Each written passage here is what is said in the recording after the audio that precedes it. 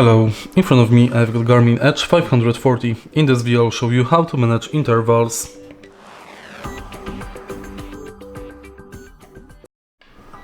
In the beginning, let's find training and enter it. Scroll down and find intervals. Now press this button to edit it, and now you can enable warm up. Change intervals duration, target type, low value and high value. Set rest time, repeat, enable cooldown. Next, go back and select do workout.